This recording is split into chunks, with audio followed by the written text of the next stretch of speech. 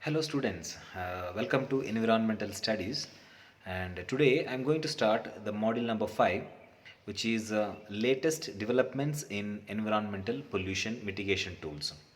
Okay, in this I am going to cover number 1 is remote sensing and environment impact assessment.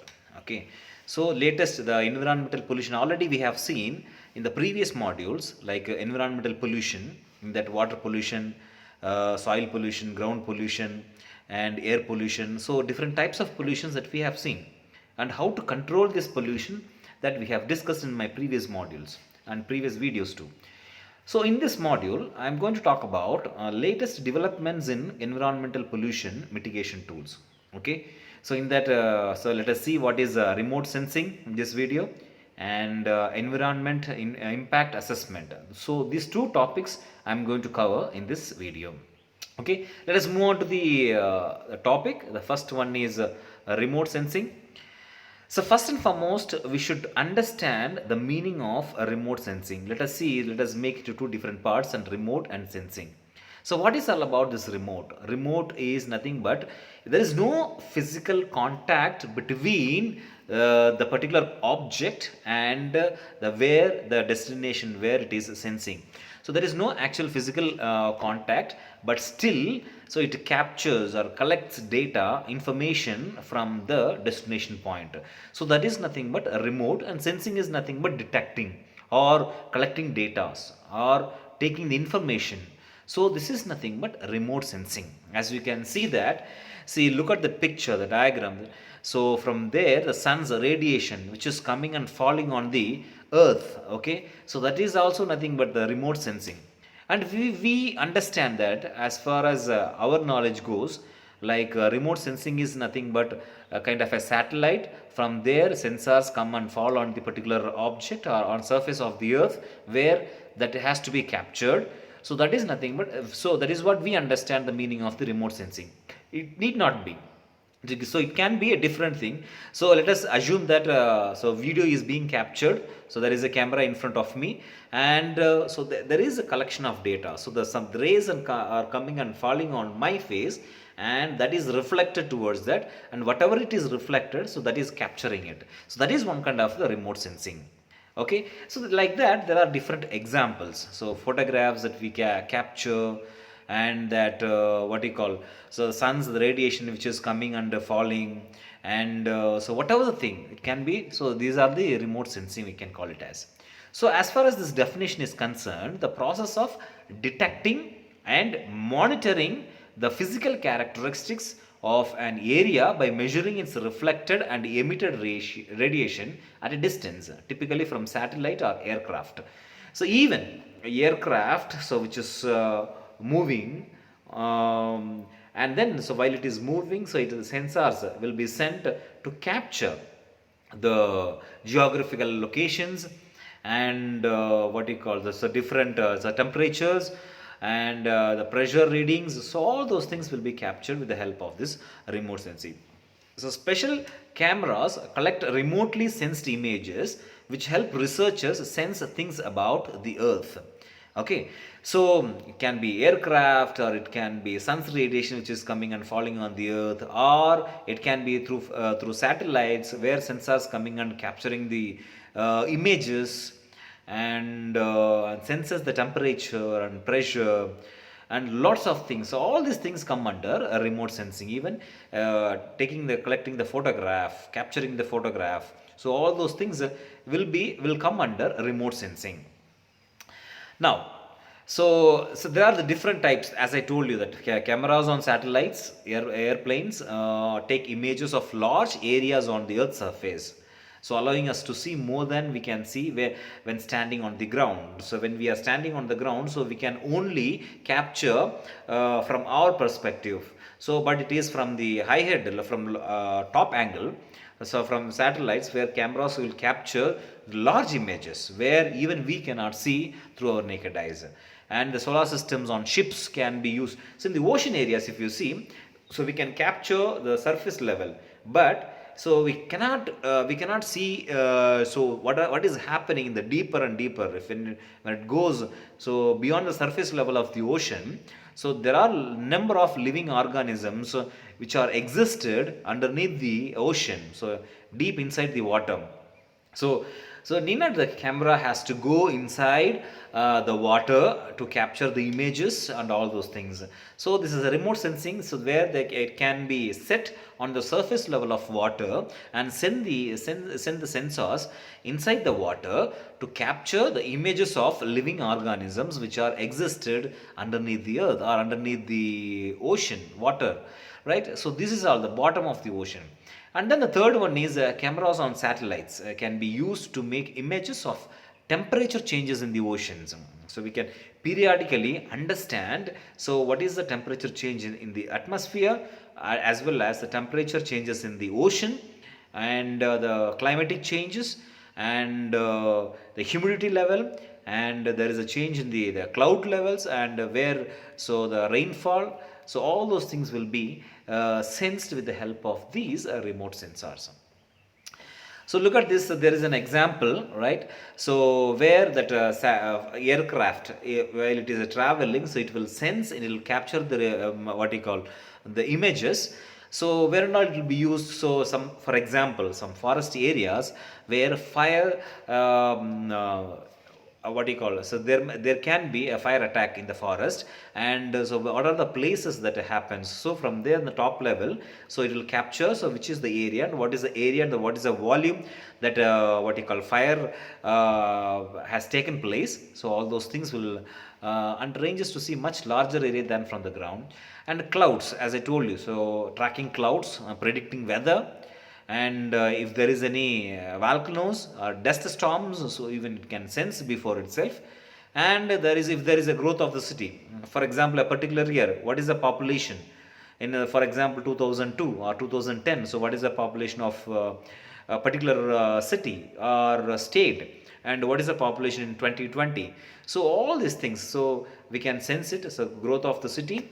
And what is that, so topography of the ocean floor, that is huge mountain ranges, the deep canyons, and the magnetic stripping on the ocean floor. So all these areas, so this will be captured, so from the high level top angle. Okay, so these are the things. In apart from that, so when we talk about this remote sensing, I can add some more what you call points to this remote sensing. So it can be classified into two different types, like active remote sensing and passive remote sensing. So active remote sensing is nothing but any what you call reflection which is coming and falling on the particular object, and it is reflected and then capturing the object. So that is nothing but active remote sensing. Or so for example, there is a camera which is placed in front of me, and so which is capturing the images, and from there, so there is no reflection as it is coming from the camera, or else so there will be different light source, okay, which is coming from the surroundings and which is falling on that. So that reflection will be captured on the camera which is in front of me. So that is nothing but passive remote sensing. So that is the difference between actual remote sensing and passive remote sensing. So there's a simple difference. If there is any sensors which is coming and falling on the image, and that is reflected back and capturing the images, it is nothing but active remote sensing. Whereas in the case of what do you call, there is no actually that radars which are not coming from the, otherwise the, because of the light source which is coming and falling on my image, so which is reflected towards the lens, camera lens, and capturing. So that is nothing but passive. So that is the difference between active and passive, right? This is all about the remote sensing. Now let us move on to the environment impact assessment. So which is also called as EIA, so environmental impact assessment. For example, so what is all about this environment impact assessment?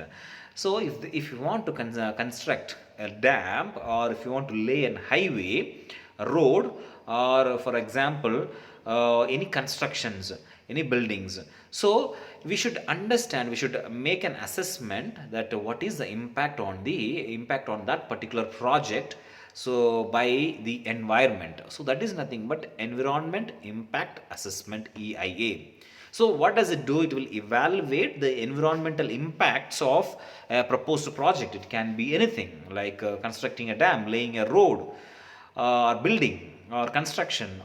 So taking into account interrelated or socio-economic, cultural and human health impacts, both beneficial and adverse. So this is the environmental impact assessment.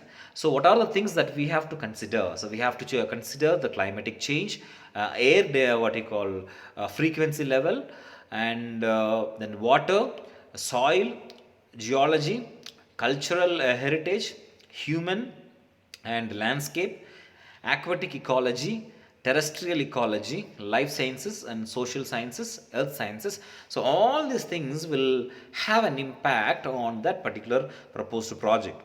That is called the environment impact. So if you do some assessment on what basis there will be a change in the climatic conditions, or if there is a change in the intensity of air which is circulating in the atmosphere, so water, what you call the purity, the quality of the water, so and quality of the soil, so all these things in detail. So if we do an assessment, so that is nothing but environment assessment, impact assessment. For example, I just show you a small graph. I will show this particular thing in a small graph. So let us take this as, for example, this is a normal line, right? So this is a normal line where if there is so let me draw a neat line, right? So this is normal condition where, so that what you call that, without any environment impact assessment is done. So the normal condition, so this is a normal. For example, if there is any construction and any proposed project, okay, so for example, this is the proposed project and there will be a deviation between the normal condition and the without the environment impact assessment. So that difference, let us take this as x. So let us take this as x. So now in detail we are going to study, so what is the what impact on this particular project by the environment, right? Different what you call phenomena.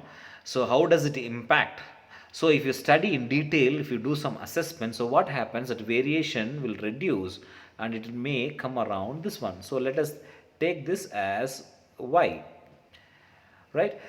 So this x minus y, so this is nothing but y. So this x minus y is nothing but that impact, so which is reduced, that assessment, after assessment, so there is an impact which is reduced, is nothing but sorry, that impact that has been reduced with the help of this environment impact assessment.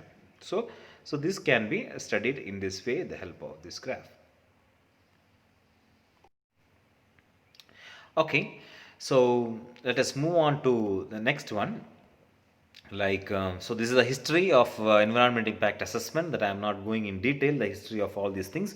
And what are the EIA process, like different the process like scoping, screening, collection of baseline data, impact prediction, mitigation measures and EIA report, public hearing and decision making, monitoring and implementation of environmental management plan, assessment of alternatives, delineation, mitigation measures and environmental impact assessment report and risk assessment. So these are the different process of environment impact assessment, right?